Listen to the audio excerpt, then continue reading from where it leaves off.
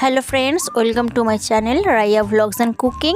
আরও একটা রেসিপি নিয়ে আপনাদের মধ্যে হাজির হয়ে গেছি। আজকের রেসিপি 1 কাপ ময়দা ও কাঁচা আলু দিয়ে খুব সুন্দর একটা রেসিপি বানিয়ে নেবেন। বিকেলের নাস্তা চায়ের সাথে যদি বানিয়ে নেন খেতে খুবই সুন্দর হয়। চলুন তাহলে দেখিয়ে দিই কীভাবে বানাবেন আজকের এই রেসিপিটি। তার জন্য প্রথমে নিয়ে নেব 1.5 কাপ পরিমাণে ময়দা। আপনারা চাইলে কম বেশি করতে পারেন। সাথে স্বাদ মতো লবণ, 2 চামচ সাদা তেল আর সামান্য একটু চিনিটা স্কিপ করে গেছে বলে পরবর্তীতে দিয়ে দেবো। সেক্ষেত্রে এটাকে এই শুকনো উপকরণগুলো হাত দিয়ে খুব ভালো করে আমি মিশিয়ে নেব। বেশ কিছুক্ষণ ধরে মেশানোর পরে চিনিটা আমি এর মধ্যে অ্যাড করছি। দেখুন এখানে একটা খুব সুন্দর টাইট ডো রেডি হয়ে যাচ্ছে। এবার নর্মাল জল দিয়ে আমি একটি মিডিয়াম ডো রেডি করে নেব।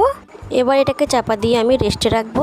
কড়াইতে অল্প একটু তেল দিয়ে দিচ্ছি পেঁয়াজ কুচি, সাথে সামান্য একটু লবণ দিয়ে দেবো। দিয়ে একটু ভাজাভুজি করে নেবো। পেঁয়াজের রঙটা বেশ একটু কালারটা চেঞ্জ হয়ে আসার পরে এর মধ্যে আমি দিয়ে দিচ্ছি এরকমভাবে সরু করে কুচিয়ে রাখা আলু। দেখুন এই আলুটা আমি এর মধ্যে দিয়ে দেবো। একটু ভাজা করে নেবো পেঁয়াজের সঙ্গে খুব ভালো করে। দিয়ে দিচ্ছি কাঁচা লঙ্কা কুচি, সামান্য একটু হলুদ গুঁড়ো আর লঙ্কা গুঁড়ো দিয়ে এটাকেও খুব ভালো করে আমি ভেজে নেব। এবার এটাকে আমি চাপা দিয়ে একদম গ্যাসের ফ্লেমটা লোতে রেখে 5 মিনিট মতো জাল করে নেবো। 5 মিনিট পরে আলুটা প্রায় সিদ্ধ হয়ে গেছে। দেখুন প্রায় 70 থেকে 80% সিদ্ধ হয়ে গেছে। এবার এই আলুটার দু সাইড করে ছড়িয়ে মাঝখানে একটু সাদা তেল দিয়ে দিচ্ছি। এই তেলের মধ্যে আমি দিয়ে দিচ্ছি একটি ডিম। আপনারা চাইলে নাও দিতে পারেন। আমি এখানে একটা ডিম দিয়ে দিচ্ছি। দিয়ে সামান্য একটু ভাজা জিরের গুঁড়ো আর লবণ ছড়িয়ে এই আলুর সঙ্গে খুব ভালো করে আমি এটাকে ভেজে নেব।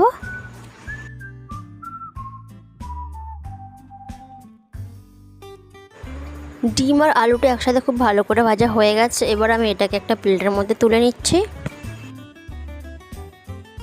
আলুটাকে ঠান্ডা হতে দেবো। এদিকে আমি ময়দার ওটা নিয়ে এসেছি। এটাকে আমি সমানভাবে লুচির সাইজ করে থেকে একটু সামান্য বড় করে আমি লেচি কেটে নেব।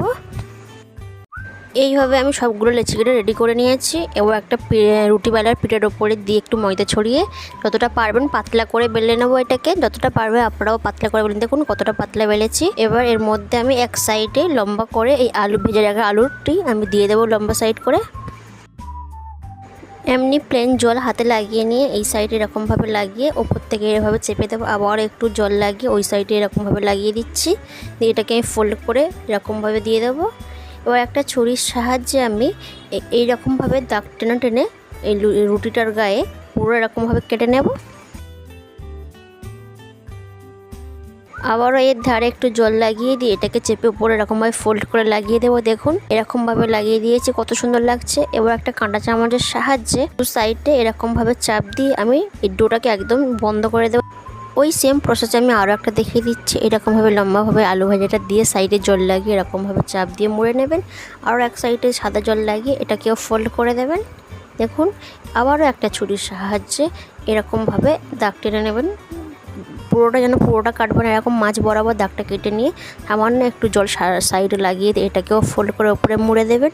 এইভাবে আপনারা খুব সহজেই বানিয়ে নিতে পারেন এমন সুন্দর একটি বিকেলের নাস্তা। আবারও কাঁটা চামচের সাহায্যে দুদিকে এরকমভাবে চাপ দিলে রেডি হয়ে যাবে। এরকমভাবে একে একে আমি সবগুলো রেডি করে নেব।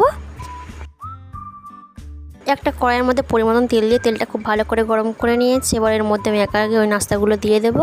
এরকমভাবে আমি একে একে প্রথমে 3টে দিয়ে দিলাম। একটা হাতের সাহায্যে ওপর একটু এরকমভাবে তেল ছিটিয়ে দেবো, যার কারণে ওপরটা খুব ভালোভাবে হবে। এক সাইডে সুন্দর একটা কালার এসে গেছে। এবার এটাকে উল্টে আমি আরও এক সাইড কালার করে নেবো। এইভাবে এক সাইড এপিট ওপিট করে খুব সুন্দর একটা গোল্ডেন ব্রাউন করে ক্রিস্পিভাবে ভেজে নেব এই আজকের বিকেলের নাস্তাটি। দেখুন এরকমভাবে আমি উল্টে পাল্টে সুন্দর একটিভাবে কালার এসে গেছে। এবার আমি এটাকে তেল ঝরিয়ে তুলে নেব। আপনারা দেখতে পাচ্ছেন কতটা ক্রিস্পিভাবে ভাজা হয়ে গেছে। এইভাবে আমি বাকিগুলোও ভেজে রেডি করে নেব।